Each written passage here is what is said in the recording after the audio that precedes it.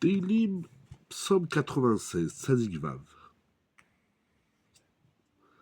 Shirou Lachem Shir Chadash.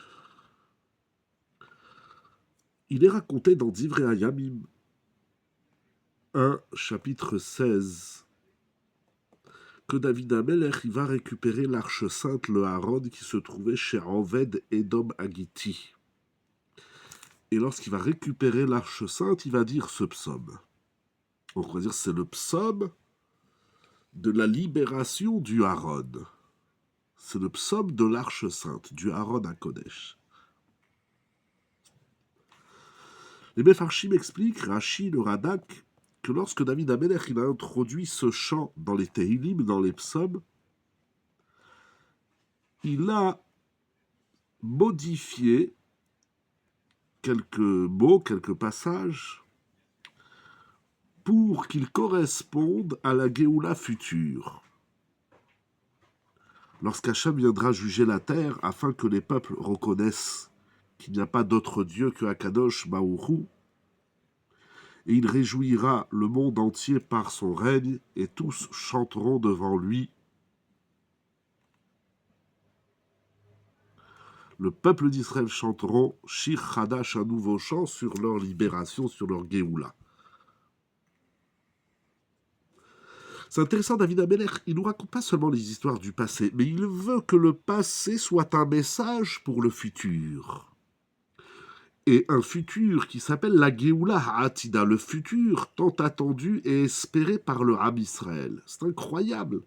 David Amelech, nous avons déjà vu plusieurs fois, David Amelech, il prend son histoire au singulier et il la rend, il la transforme et il écrit l'histoire du Ham Israël, de la Géoula du Ham Israël. C'est incroyable comme notion.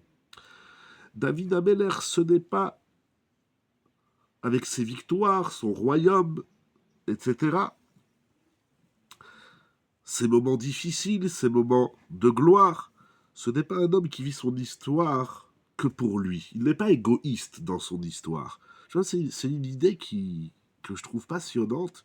Il va faire de son histoire celle d'un peuple, celle de la Géoula du Ham Israël. C'est incroyable. C'est incroyable. Il faut s'ouvrir aux autres. D'ailleurs, selon le Sefer HaKadmon, ce psaume, on va le lire dans les mots, les Sameach bene mishparto. C'est un psaume que lorsqu'on le prononce, on réjouit sa famille. Il ne faut pas seulement se réjouir de sa famille, il faut arriver à réjouir sa famille, à s'ouvrir vers l'autre, inclure. La simra, c'est la Géoula, le sourire, c'est la liberté, mais apporter cette Géoula à tout le monde, à commencer par sa famille. C'est incroyable comme concept chez David Amelech. Parce que dans ce Mizmor, David Amelech nous parle de la simcha. Au verset 11, Ismechu hashamayim etagel haaretz, ir'am hayam ulo ya'aloz sadai vechol asher bo az yiradenu kol atzei hayar.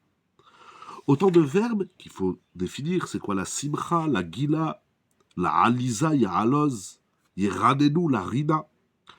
Autant de verbes qui expriment la simcha du monde, de la création. Apporter de la simcha dans le monde. L'homme n'est pas un consommateur de simcha, mais il est un vecteur de la simcha. Au point que Rav Biderman, dans son Teilim Be'er Achaim, rapporte l'idée extraordinaire du Tiferet Shlomo. Il dit, si vous prenez le mot Vetagel, au verset 11, Ismechu Hashamayim Vetagel Haaretz, que la terre se réjouisse, il dit le Tiferet Shlomo, si on inverse les lettres du mot Vetagel, on obtient les mots Galout, l'exil. C'est pour dire que même à l'intérieur de l'exil, il ne faut pas oublier la simcha. C'est-à-dire que les Béné Israël sont croyants que dans l'exil se trouvent déjà les lueurs de la Géoula. Batzmiach keren Yeshua, comme on dit dans la Hamida, il fait germer littéralement les cordes, les rayons de la délivrance à l'intérieur même de l'exil. Et le peuple d'Israël a cette foi que tout ce qui se passe, c'est pour le bien, ça nous amène à un bien qu'on voit pas toujours, pour pas dire jamais. Mais on vit avec cette émouna et cette yédia que la Tova, le bonheur, va surgir de l'intérieur même de l'exil. C'est incroyable.